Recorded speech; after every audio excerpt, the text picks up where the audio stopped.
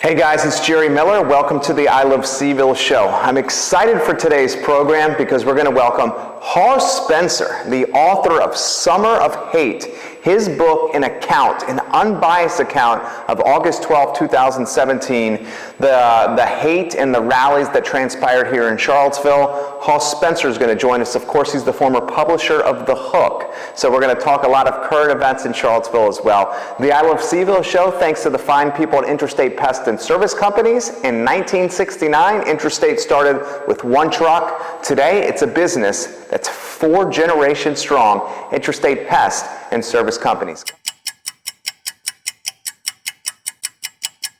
Guys, welcome back to I Love C-VILLE. Jerry Miller, absolutely good to be with you. Thanks to the fine people at Interstate Pest and Service Companies. Hawes Spencer, our guest, and I want to talk current events with this guy. I think most people know the name Hawes Spencer from his byline and his time at The Hook. I have said this so many times. I miss it tremendously. I'm going to be very straightforward here. I don't think there's a media brand that has filled the gap that The Hook was offering from a reporting standpoint. I know you, my friend, missed those times as well.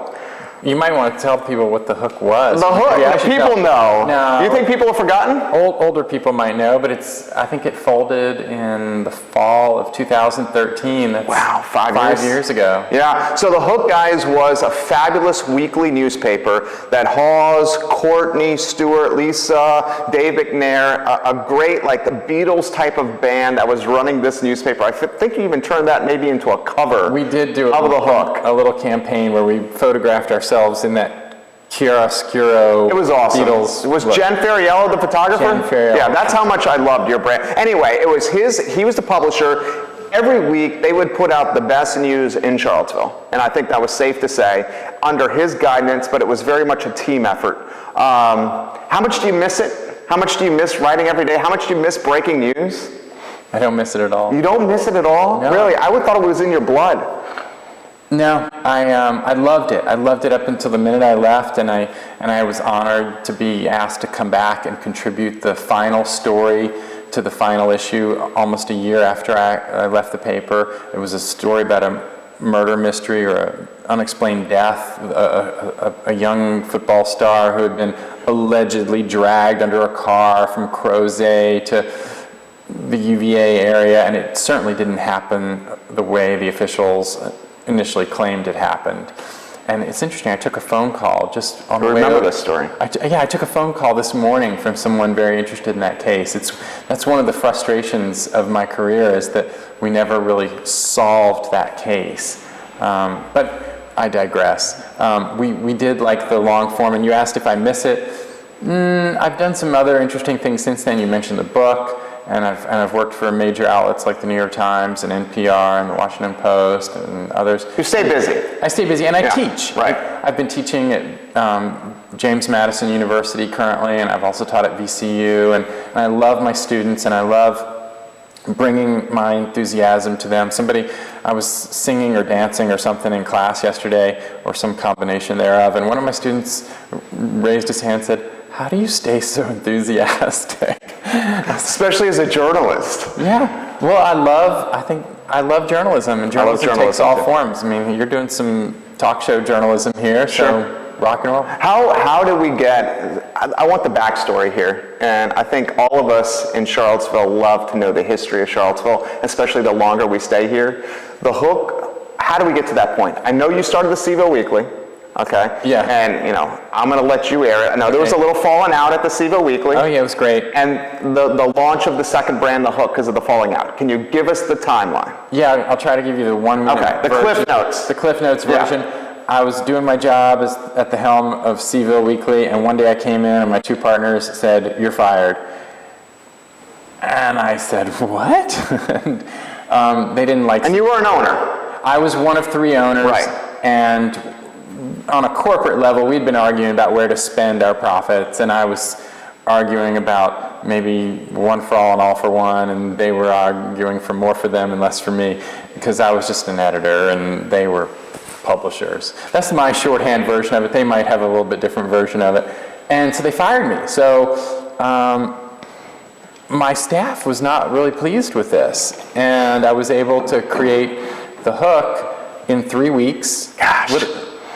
So the hook started in February 2002 and had an 11-year run or 11-and-a-half-year run, and so I was grateful for every day I was at the hook, because it was like an old-fashioned newspaper war. It was like Hearst versus Pulitzer or something like that. I loved it. And the nice thing about it was we did actually compete on quality, as opposed to like trying to like skewer the other guy or something. We tried to come up with the best stories, and I think we came up with the better stories. Well, how I kind of gauged the competition was, the hook is where you went to get the news, the C-VILLE is where you went to see the ads, or the C-VILLE is where you went to hear maybe about the entertainment.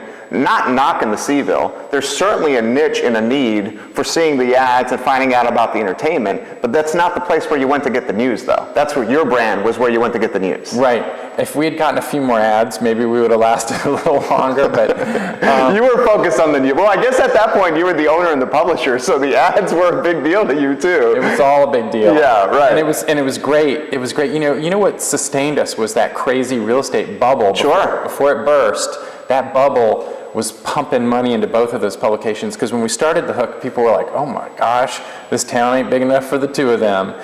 And eventually that became true. True. Especially after the bubble burst in the 2000s. Well, and printing costs went through the roof. True, but because at one time you guys tried to aggregate the distribution and the printing to cut down on overhead and take some fat off the payroll. Right, and here's strange bedfellows. At some point down the road, C-VILLE needed to sell, and we merged Right. two companies. And so what we did was what a lot of newspapers did in the 70s, where we merged the distribution and the printing and some of the back end, all that back stuff. end stuff. Yeah, the corporate. And then we continued fighting. Being editorial brands. Right, but I could tell we were shrinking. Yeah. The ads were still going to C-VILLE, and I got out. I cashed in my chips and just decided to do something different. Well, where I really saw it going away was when I came in and launched the Restaurant Week. I came in and launched Charlottesville Restaurant Week because the Restaurant Week was dangling between kind of both brands, the Hook and the C-VILLE Weekly. And the restaurateurs come to me and they're like, you need to launch Charlottesville Restaurant Week here because we're not getting charged a fair price. Right, you swept in and got... I'm interested how you're going to characterize this. You poached, man. I poached. But you were a low-cost provider. I was you low-cost. grabbed some market share, and I did. think I was gone by that point, and I think the fellows I was working with had to come in and buy the market share you had carved out for yourself, and in so doing, then they created a bulkier Restaurant Week. But that's all part of free enterprise. That's right. You saw an opportunity, and you just... Very similar, my friend, of what you did with launching the Hook brand. And as an entrepreneur, and we're journalists at heart. My first job at UVA was a journalist. I'm always going to consider myself a journalist first. I think, not to speak for him, but I think he will as well. When you launched the brand, the Hook, you had to be very much more of an entrepreneur and a businessman. How the hell do you launch a newspaper in 3 weeks? I mean, the entrepreneurial side is what I want to know about. All my gears were turning. I mean, I'm ADHD, Right, me too. so I can just kind of wallow around like this for a month, but then when an opportunity arises, it's like laser focus. And so I was like, you fired me? And You were pissed off. I was, yeah, and I had the people on my side, and I was just like, let it roll, baby. 3 weeks though, Hawes? I mean, how do you had the name already? No. You didn't have a logo? You didn't find the printer? I mean, talk to me about that. I'm mind blown about that. We had a concept for another paper, and we didn't even have that very well refined. And that name literally was chosen maybe 10 days before the publication came out. So awesome. You mentioned Jen Ferriello earlier. Her husband, Chris Conklin, designed the Hook logo. And the Hook was a name for Charlottesville. It was another. So I named both publications. I named C-VILLE, And I was like, well, that's a good name. I'm sorry I gave the good name to my competitor at this point, and then I was like, okay, here's another name for Charlottesville, the Hook. And the Hook, it conveys that it grabs I thought you. it was for the Gentleman C at the University of Virginia. I got a lot of Gentleman Cs. Yeah. That's why I know that. We did an article about why we named it the Hook, and in the research for that article found that the name Charlottesville may have come from the Gentleman C, but I didn't think that necessarily resonated with the current generation. To me, the Hook feels like something. Yeah, like what Charlottesville does to you. It does to you, exactly. Yeah, right. We all know people who have moved away, and then they're like, gosh, I sure wish I could come back to Charlottesville, and they're like, I'm coming back. What was the first issue like? In 3 weeks, you launched a newspaper. Was the first issue, what kind of content was in there? We had a cover story. Yeah? A legit one? A legit one, Wow, yeah. good for you. And we had all the usual arts and entertainment stuff and news and everything. I got to pick the dream team, and and here was the nicest thing of all. I think we finished the paper maybe on a Tuesday night or something, and then we were shipping it on Wednesday to be printed, and then we were gonna distribute it Wednesday afternoon and put a Thursday date on it. Well, the day of publication, my third child was born. Get out. And so the assistant art director made a sign that said, "Congratulations, Hawes, 2 babies in 1 day." That's amazing. And the Hook really was your baby. 12 years? Yeah. For 12 years, guys. I miss the Hook tremendously. I think the archives are still online at readthehook.com. You can find the covers archived. They're beautiful. I miss the tangible print, getting the stain and ink on my fingers when I was reading. Last question for you before we go to break here. Is it still the same for you reading journalism with a mouse and a keyboard on a computer or on one of these? It's still the same for you? Absolutely. You don't miss the... No, I don't like the clutter. Okay. I live most of my life in a 400 square foot flat, and Where? nearby. Okay. 400 square feet? Yeah. Wow, okay. Hawes Spencer, we're coming back. We're back in 30 seconds, guys. Interstate Pest and Service Company is the kind sponsors of this program. Current events with Hawes Spencer. We're going to talk City Council. We'll talk Willow Tree. We'll talk the Woodard property, the Woodard development that didn't make it. Everything goes with Hawes Spencer. Back in 30. Interstate Pest and Service Companies have proudly served Charlottesville and Central Virginia since 1969. Our grandfathers started Interstate Pest Control with 1 truck.